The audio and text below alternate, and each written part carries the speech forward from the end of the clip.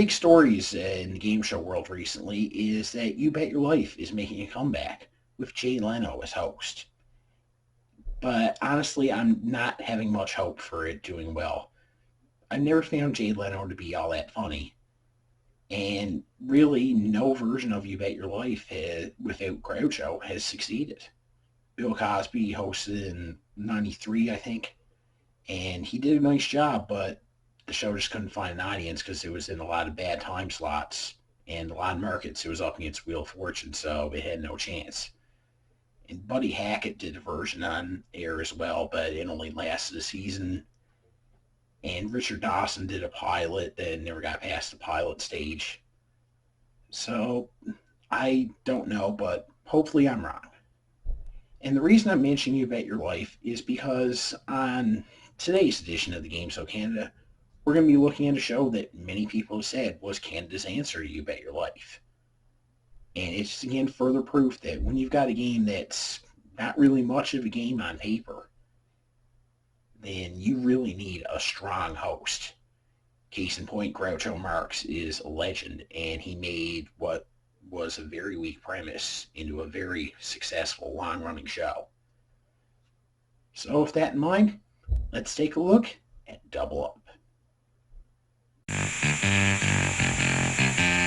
This woman is an egg artist.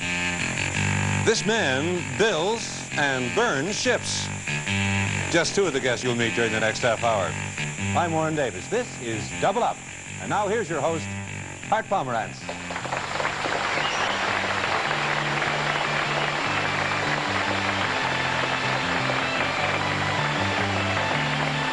Well, thank you. Thank you very much.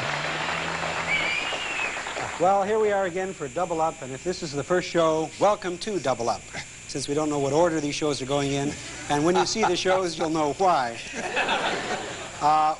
Double Up was a weekly summer replacement quizzer that aired on CBC from June of 1974 to October of 1974. It served as a replacement for the popular panel show This Is the Law, which ended its run after nearly 5 years on the air. The host and co-creator of Double Up is comedian and lawyer Art Pomerantz, who was a regular panelist on This Is the Law, where he became known for his irrelevant humor and his knowledge of the law, which formed a kind of odd combination of lawyer-comedian. His previous claim to fame was partnering with future Saturday Night Live producer and comedian himself, Lorne Michaels, and they also created and starred in the short-lived variety series, The Hart and Lorne Terrific Hour. Also along for the ride, serving as the George Fenneman to Hart's Groucho Marx, is news anchor and radio host Warren Davis. Double Up was basically Canada's answer to You Bet Your Life. So there's not much of a game, it's just really meant to be an outlet for Hart's humor. 3 couples play. After a lengthy introduction and interview, each couple is given $50 and is asked 3 questions. Hart will give them a category, and the couple decides how much they would like to bet. A correct answer adds the wager, a wrong answer deducts it. Each couple keeps whatever money they have left over after the 3 questions. And at the end of the show, the couple who has the highest score is brought back on to face one more question, which, if they answer correctly, allows them to double their money, with no penalty for a wrong answer. So it is theoretically possible for a couple to win as much as $800. And with 3 couples playing, it's a potential $2,400 that can be given away each show, which is very generous for Canadian TV at the time. But I can't imagine anyone ever hit the max payout. The average win of the winning team was maybe $200 to $300. So it's low budget. And really, it just seems to be a very futile effort on CBC's part with this show. They clearly had no intentions of keeping this on the air for long. It was just to stall until the next show was ready, and to quickly get This Is the Law off the air. The set is cheaply built, the graphics look cheap, the theme music is just a generic synthesizer riff, and one of the bigger problems with the show was, unfortunately, the host, Art Pomerantz. Now, by design, You Bet Your Life, which was clearly the inspiration of Double Up, wasn't much of a show on paper either. It was just meant to showcase the wit of its legendary host, Groucho Marx. And it's what they were trying to do here. But Hart Pomerantz, although he is a very funny man and very successful comedian and lawyer, he's no Groucho Marx. And he's just, despite his best efforts, he can't carry the show. He just looks really stiff and uncomfortable as host sometimes. And he doesn't seem to have much chemistry with Warren Davis. He's just not as quick as Groucho. And I guess it's one of those cases of he's better as a panelist than a host. And that happens sometimes.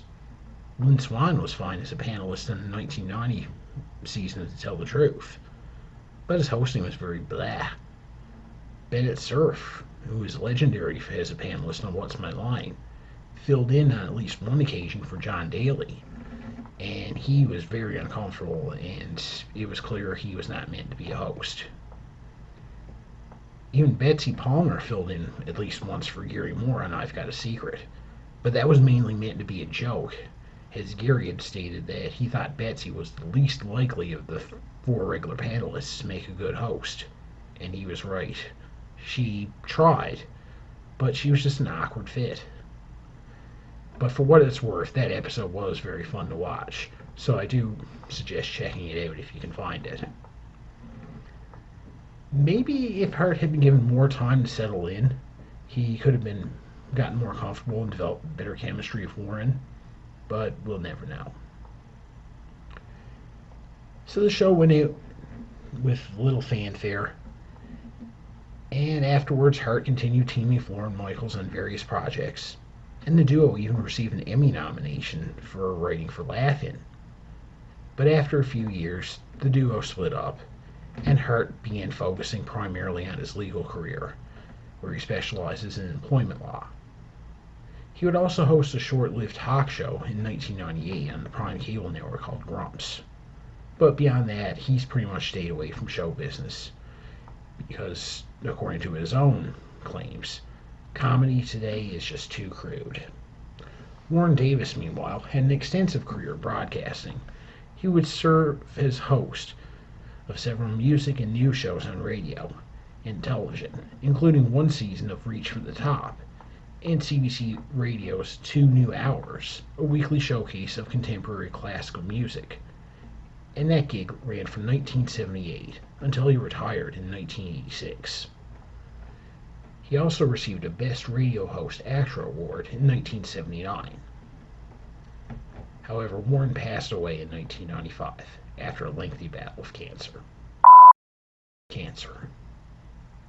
Next time out on the Games of Canada, we'll be looking at a localized music quizzer that was produced in Calgary called Music Quest. Hope to see you then. Until next time, this is Marc Power, on behalf of all of us at Game Show Gumbo, saying, long may your big jib drop.